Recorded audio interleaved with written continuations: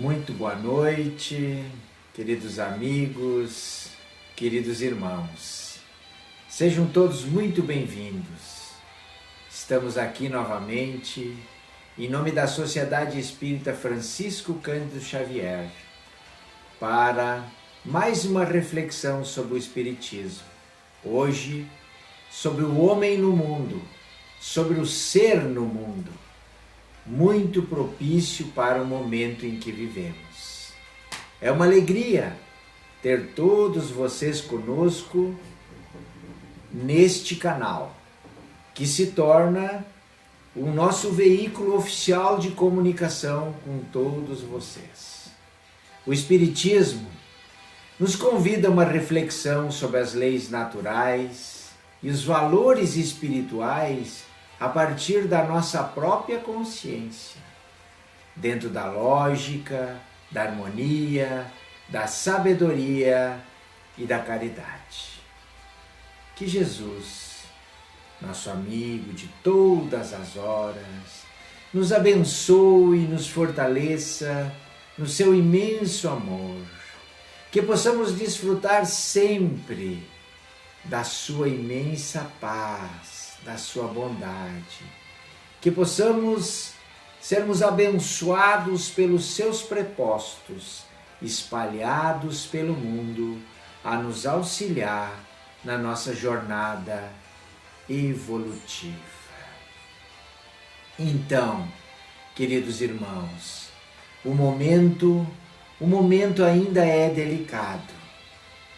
O momento ainda é aquele momento do tempo que nos pediu um tempo para, no nosso espaço, avaliarmos as nossas vidas. Evidente que não estamos satisfeitos com o que está acontecendo. A pandemia, ela nos aflige, mas é um fenômeno que afeta toda a humanidade. E nós, cristãos, sobretudo espíritas, sabemos que nada é por acaso, não é? Que todo efeito tem uma causa. Então, a pandemia é efeito. Qual é a causa? Já pensaram nisso? Qual a nossa participação? Dentro desse contexto, não devemos cair na tentação de sair procurando culpados. Não é esse o propósito do evento que nós estamos enfrentando. Muito pouco jogar para a sorte, para o azar ou para o castigo de Deus. Temos que avançar. É necessário que façamos uma reflexão da existência humana. Este é o recado do fenômeno que estamos sofrendo. Então, neste momento, falarmos sobre o homem de bem ou o ser de bem, não é uma questão de gênero, é perfeitamente cabível e é o que nós pretendemos nesses breves momentos. Até porque ainda estamos em distanciamento social, estamos aprendendo a lidar com novos hábitos ou de higiene ou estamos melhorando os nossos hábitos? De qualquer forma, estamos em casa ainda.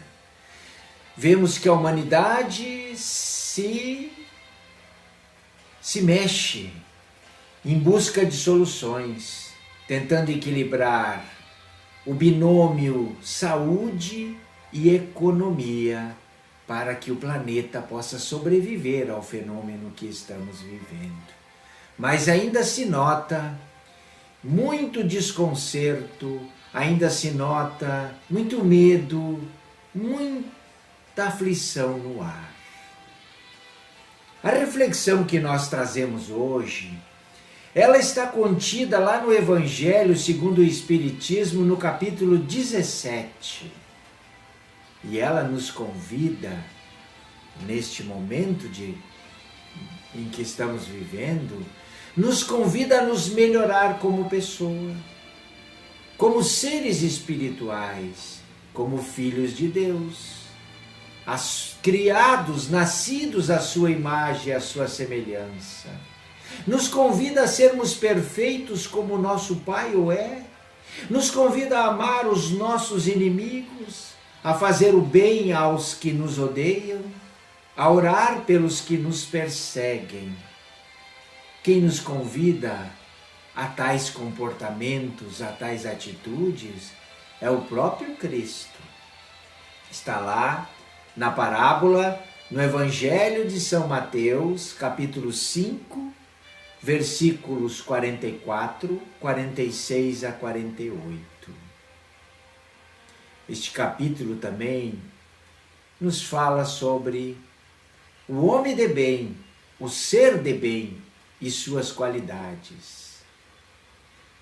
Isso é muito próprio para este momento, porque como age, como se comporta o ser que é denominado um homem de bem?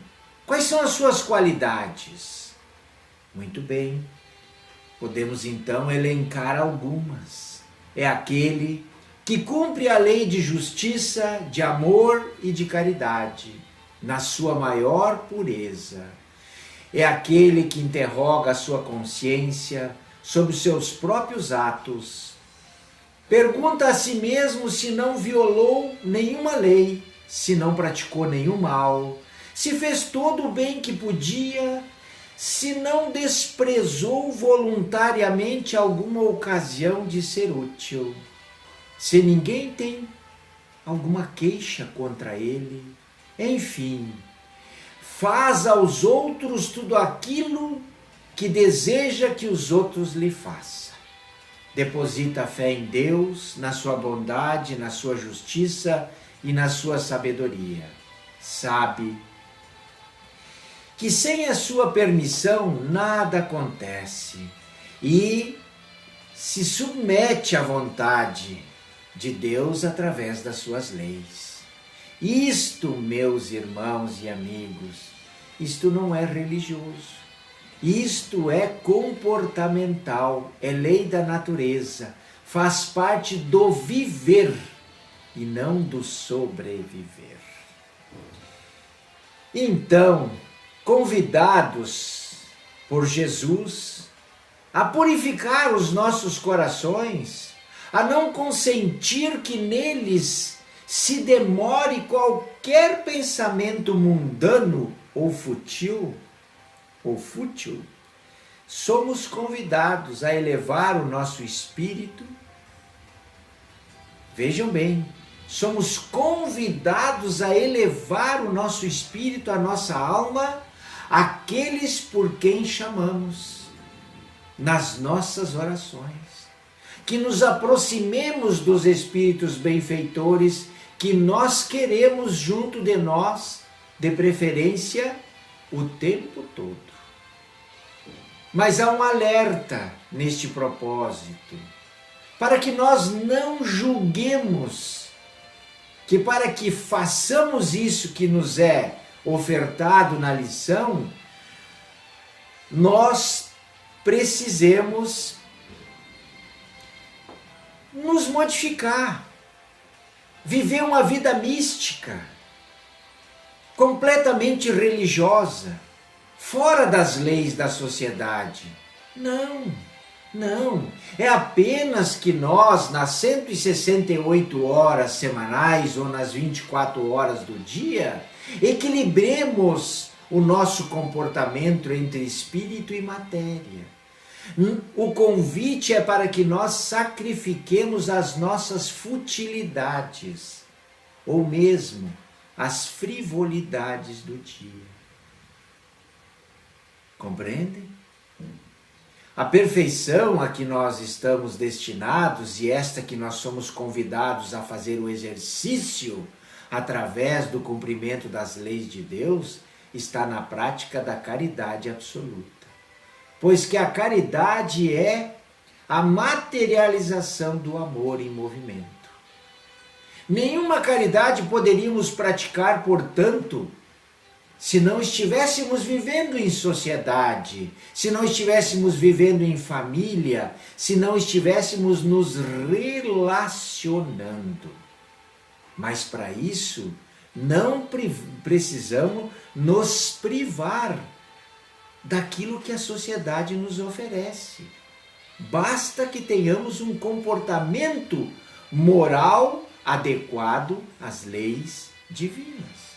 Então, vivermos em comunicação constante com os nossos pares é que nos permite que nós possamos exercitar as leis de Deus e a caridade. Mas, dentro desse aspecto, que parece tão simples, que chega a ser lúdico, todos têm o desejo íntimo de fazer de suas vidas um caminhar desta natureza. Mas por que tanta dificuldade no nosso comportamento, então? Por que tanta dificuldade de viver desta forma? Qual a dificuldade real que nos remete efetivamente ao sofrimento e à aflição e à dor e às doenças constantes que afligem nós individualmente, nós socialmente, nós humanidade? Tentando entender isso, eu fui buscar alguns significados. Fui buscar o significado da igreja. Porque a igreja, ela se reveste da união das pessoas. Pelo menos aparentemente é assim. A igreja significa a união em torno de algo. E daí o significado deste termo, desta palavra igreja, nós nos auxiliamos no sentido de que ela vem do grego, que significa eclésia. Porém, aí ao anotar o significado, eu me espantei com a efetividade real do que está acontecendo.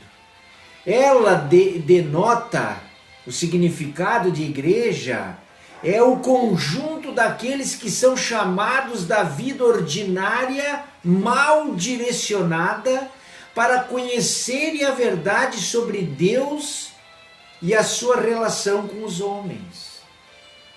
É a união daqueles seres que colocaram seu afeto nas coisas do mais alto e não nas coisas da terra.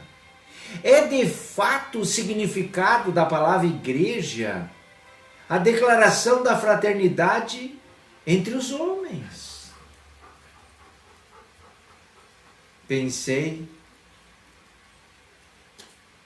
e fiquei triste, pois que muito embora seja esse o significado, não é a nossa forma de viver. Muitas seitas, inclusive as cristãs, não se conscientizaram do sentido de irmandade que nós devemos viver. Nem suspeitam que isso deve ser assim. Não compreendem e não praticam. Então lembrei naquilo que me move dia a dia.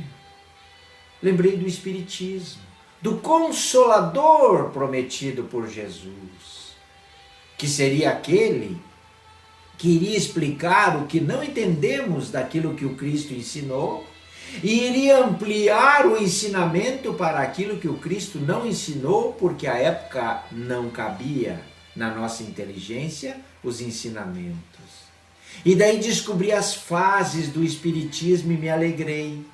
Me alegrei significativamente porque encontrei uma ferramenta de iluminação que pode me conduzir nas características do homem no mundo, um homem de bem, aquilo que eu posso, pretendo e devo ser.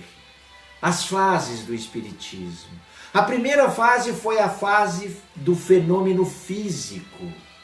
Foi aquela em que houveram manifestações físicas brutas, escandalosas, quebrando o paradigma sobre a existência do mundo espiritual. A segunda fase veio a fase teórica. aquela fase em que os espíritos vieram transmitir as revelações superiores. A terceira fase, a do estudo, da experimentação e da prática daquilo que nós aprendemos. Estamos na terceira fase. Será? Creio que sim. Porque essa fase é a fase da experimentação, da investigação e da prática dos ensinamentos que nos foram ofertados. Mas o que me deixou muito feliz foi a quarta fase, que fala da escola da evolução. Esta quarta fase do Espiritismo fala na abertura das fronteiras humanas, na retirada dos rótulos interpessoais. Todos serão dissolvidos em torno de uma unidade fraterna, onde todos trabalham para o progresso comum. E não é o que está acontecendo com o fenômeno da pandemia? Todos trabalhando em benefício do comum.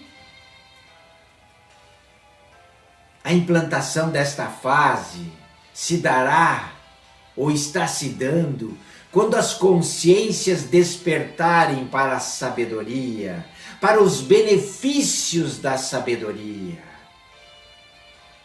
retirando do seu comportamento o imediatismo e quando despertar para a caridade, que nos remete a nobres sentimentos e ao altruísmo. Vejo muito disso nesse momento.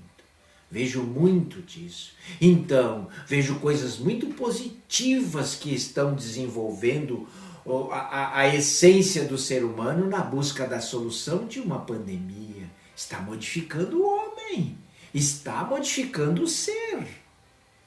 Daí em torno de tudo isso, tem lá na questão 798 do Livro dos Espíritos, a seguinte pergunta de Kardec aos espíritos. Fui buscar. O espiritismo se tornará crença comum ou ficará sendo o privilégio de algumas pessoas? Vejam quantos benefícios nós vimos na fala até agora. E eles responderam: certamente se tornará crença geral e marcará a nova era na história da humanidade. Porque está na natureza e chegou o tempo em que o Espiritismo ocupará o lugar entre os conhecimentos humanos da Terra. Terá, entretanto, que sustentar grandes lutas, mais contra o interesse do que contra a convicção, pois não há como esconder a existência de pessoas interessadas em combatê-los, umas por amor próprio, outras por causas inteiramente materiais. Porém, segundo os espíritos, essas pessoas aos poucos ficarão isoladas e terão que admitir a nova verdade, ou a grande verdade, que irá reger as vidas humanas no planeta de regeneração, sob pena de se tornarem ridículos. Feliz a gente fica quando a gente está inserido nesse contexto, não é verdade? Então a ontologia espírita, ela nos traz muitos benefícios. Perguntarão, mas o que é ontologia? É um ramo da filosofia que estuda a natureza do ser, a sua existência, a própria realidade que vivemos. Então, a ontologia espírita, por exemplo, responde quem nós somos. Somos seres inteligentes. Sim, somos seres inteligentes. Espíritos dotados de todas as potencialidades e livre-arbítrio para criar, segundo as circunstâncias e evolução que atingimos. Responde também de onde viemos. Somos criaturas provindas da divindade e viemos do plano espiritual, que é a nossa verdadeira pátria. Para onde vamos? Somos herdeiros do universo, nosso destino é o desenvolvimento das potencialidades rumo à perfeição a nós reservada. Não temos limite. Não temos limite, as encarnações vão se sucedendo e nós vamos nos melhorando e vamos ficando mais felizes, mais pacienciosos, mais saudáveis, mais harmoniosos. Qual o sentido da nossa existência? Uma pergunta que talvez não precisasse ser feita, mas tem muitos dos nossos irmãos de caminhada que perderam a existência da vida.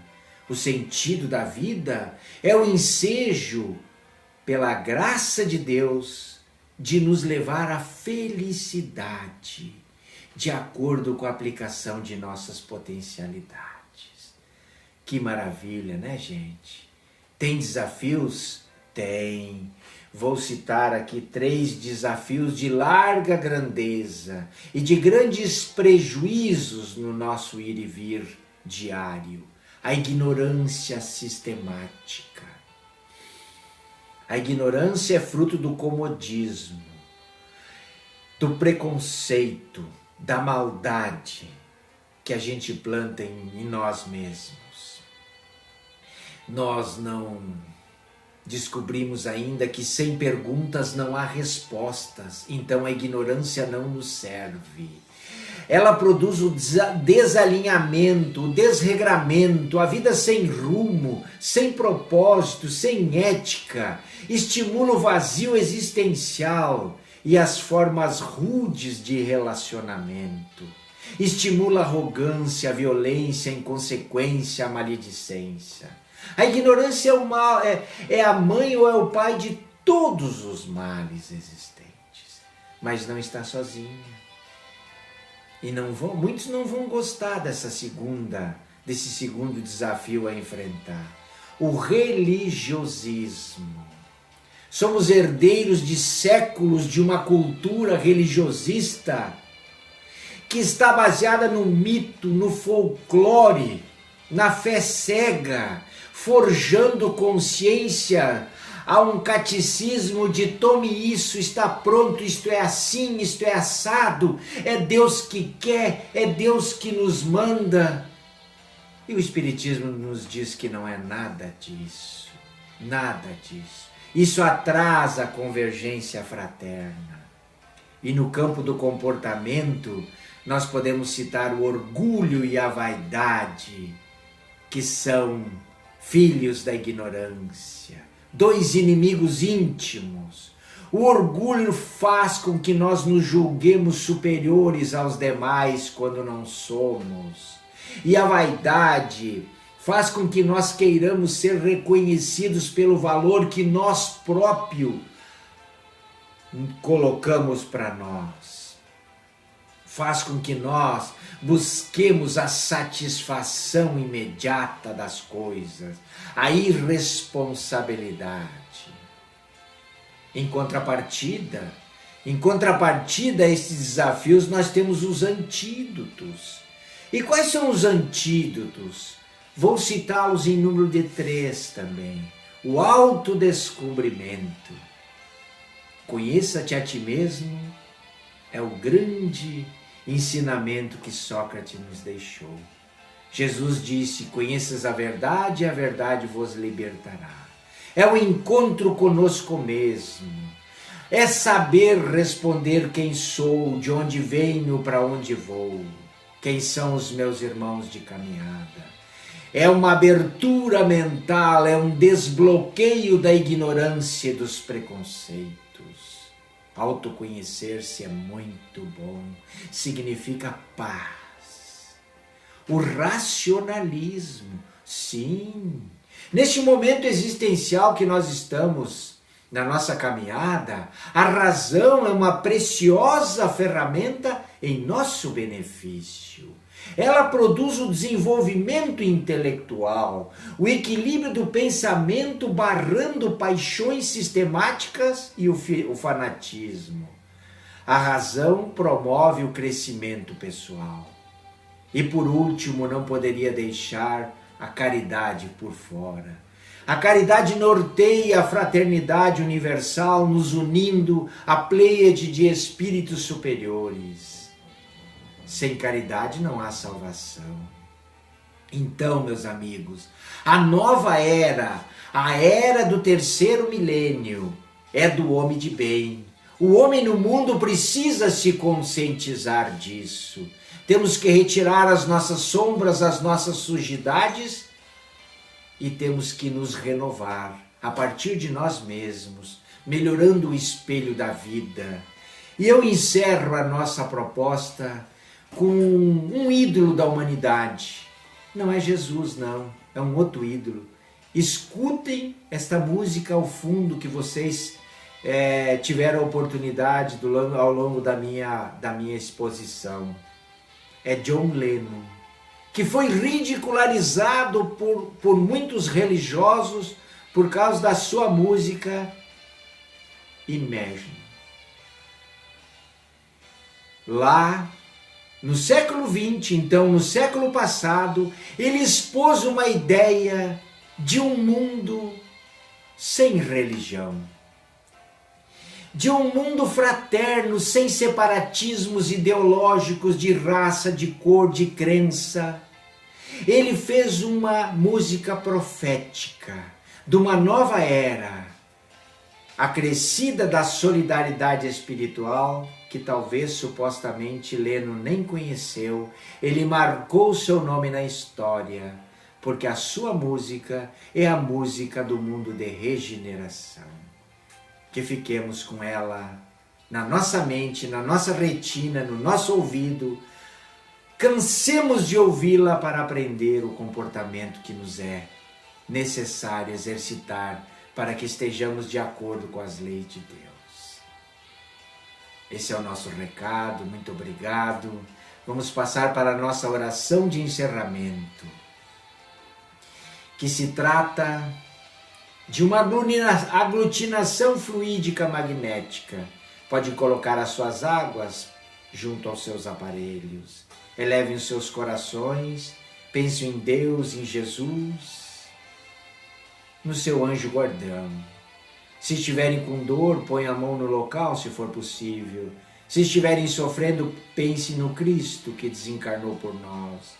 Se estiverem aflitos, entreguem para Deus a aflição e peçam forças para suportá-la. Se estiverem infelizes, renove a sua fé no Pai e a certeza da felicidade futura. Senhor, obrigado. Obrigado por este momento. Obrigado por esta lição. Obrigado pela vida, pelo lar, pela família. Obrigado por este momento que vivemos. Obrigado, Senhor, pela presença desses espíritos benfeitores entre nós. Se possamos pedir, Senhor, já estamos fazendo. Suplicamos proteção para aqueles irmãos nossos que estão na frente de batalha, trabalhando junto a este fenômeno que nos adoece, nos entristece e tira muitos dos nossos irmãozinhos do seio da vida encarnada. Oremos por eles e pedimos a proteção para cada um e todos. Oremos também pelos nossos governantes, nossos políticos, nossos legisladores, nossos juristas, para que possam trabalhar em prol de toda a humanidade, diminuindo ao máximo o sofrimento que ora passa cada um e todos. Que assim seja. Muito obrigado. Até um próximo encontro. Boa noite.